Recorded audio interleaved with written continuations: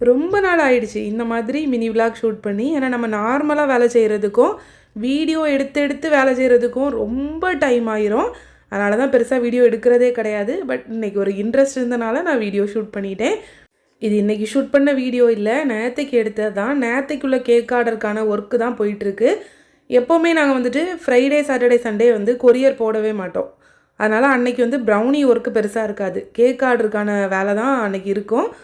இது வந்துட்டு ஒரு 1 kg tender coconut cake order இருந்துச்சு. அதுக்கப்புறம் ஒரு 1.5 kg ஒயிட் ஃபாரஸ்ட், அப்புறம் 2 காஃபி கேக் இருந்துச்சு, ஐரிஷ் காஃபி கேக் இருந்துச்சு. அந்த வேலை தான் போயிட்டுருக்கு.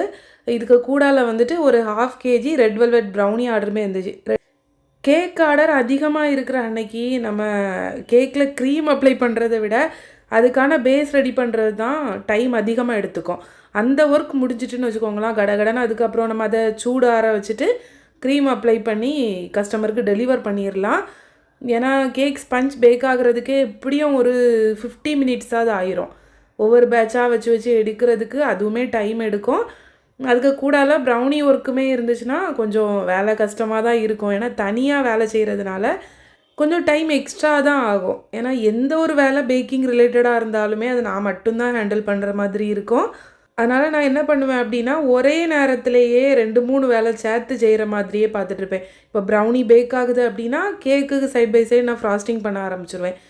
டின்க்கு பார்ச்மெண்ட் பேப்பர் போடுறதுலேருந்து பேட்டர் ஊற்றுற வரைக்கும் சின்ன சின்ன பேக்கிங் ஒர்க் இருந்தால் கூட அதை தனியாக தான் ஹேண்டில் பண்ணுற மாதிரி இருக்கும். இப்போ ஹஸ்பண்ட்டை சொன்னால் கண்டிப்பாக அவங்க பண்ணுவாங்க.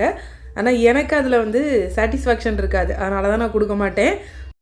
இது வந்துட்டு ஒரு 1.5 kg ஒயிட் ஃபாரஸ்ட் கேக்கு. இது ஃபஸ்ட்டு பர்த்டே கேக் தான்.